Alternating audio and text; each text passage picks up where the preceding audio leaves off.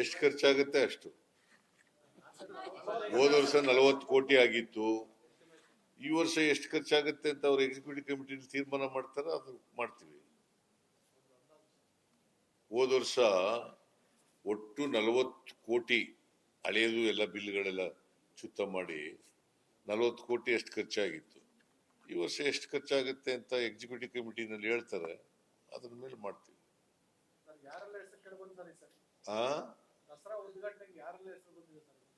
ನನಗೆ ಅಧಿಕಾರ ಕೊಟ್ಟವ್ರು ಈಗ ನಿನ್ಗೆ ಹೇಳ್ಬಿಡ್ಲ, 15 ದಿನ ಆದ್ಮೇಲೆ ಹೇಳ್ತೀನಿ. ಒಬ್ರು ಸಲಹೆ ಕೊಟ್ರು ಹೆಣ್ಮಕ್ಳು ಮಾಡ್ಬೇಕು ಅಂತ, ಇನ್ನೊಬ್ರು ಸಲಹೆ ಕೊಟ್ರು ಗಾಂಧಿ ವಾದಿಗಳನ್ನ ಮಾಡ್ಬೇಕು ಅಂತ. ಆಮೇಲೆ ಬೇರೆಯವರೆಲ್ಲ ನೀವು ನಮಗೆ ಬಿಟ್ಟಿದ್ದಾರೆ, ನಾನು ತೀರ್ಮಾನ ಮಾಡ್ತೀನಿ.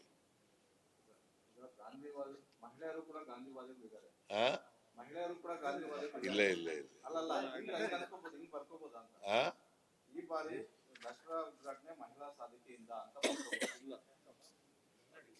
ಸೂಚನೆ ಸಲಹೆ ಕೊಟ್ಟಿದ್ದಾರೆ. ಅಂತಿಮವಾಗಿ ನನಗೆ ಜವಾಬ್ದಾರಿಯನ್ನ ಕೊಟ್ಟಿದ್ದಾರೆ. ನಾನು ಯಾರನ್ನ ಮಾಡ್ತೀನಿ ಅದಕ್ಕೆ ಒಪ್ಪಿಗೆ ಇದೆ. ಗೊತ್ತಾಯ್ತಾ?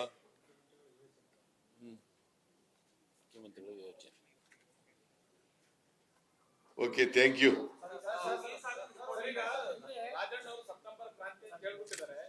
ಇದು ದಸರಾ ಕರೆದಿರೋದು ಮೀಟಿಂಗ್ ಅಷ್ಟೇ. ಇಲ್ಲಪ್ಪ, ಇದಿಲ್ಲ, ರಾಜಕೀಯ ಎಲ್ಲ ಮಾತಾಡಲ್ಲ ಇಲ್ಲಿ. No politics, no politics. ನಿನ್ನೆ ಹೇಳಿದ್ದೀನಿ ನಾನು, ನಿನ್ನೆ ಹೇಳಿದ್ದೀನಿ. ಅದು ಅವರ ಅಭಿಪ್ರಾಯ ಹೇಳಿದ್ದಾರೆ, ಅದನ್ನ ನೆಗ್ಲೆಕ್ಟ್ ಮಾಡಿ ಅಂತ ಹೇಳಿದ್ದೀನಿ.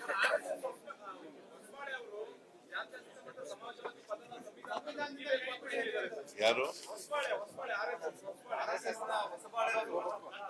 ಅದೆಲ್ಲ ಉತ್ತರ ಕೊಟ್ಟಿದ್ದೀನಪ್ಪ ನಾನು. ನೋಡಿ, ಈಗ ಅವರು RSS ನವರು ಯಾವಾಗಲೂ ಕೂಡ ಮನುಸ್ಮೃತಿ ಮೇಲೆ ನಂಬಿಕೆ ಇಟ್ಕೊಂಡಿರೋರು. ಮನುಸ್ಮೃತಿ, ಅವರು ಸಂವಿಧಾನದ ಬಗ್ಗೆ ಗೌರವ ಇಲ್ಲ, ಪ್ರಜಾಪ್ರಭುತ್ವದ ಬಗ್ಗೆ ನಂಬಿಕೆ ಇಲ್ಲ.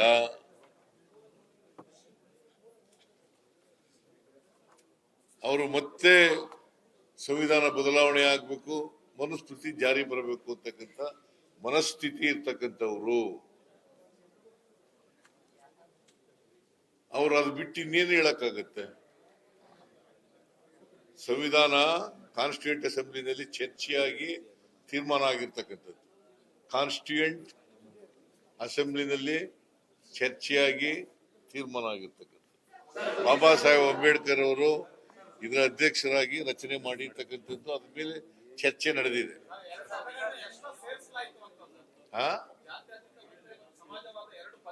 ಅದು ಸಂವಿಧಾನ ಪಾರ್ಲಿಮೆಂಟ್ ನಲ್ಲಿ ಆಗಿರೋದು. ಬಸ್ ಹೊಸಬಾಳೆ ಹೇಳ್ದಾಗಲ್ಲ ಮಾಡೋದು.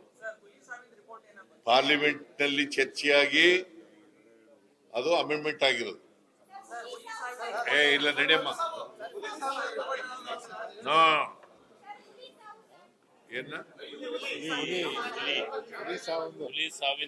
ಅದು ತನಿಖೆ ಮಾಡಕ್ ಹೇಳಿದೀವಿ.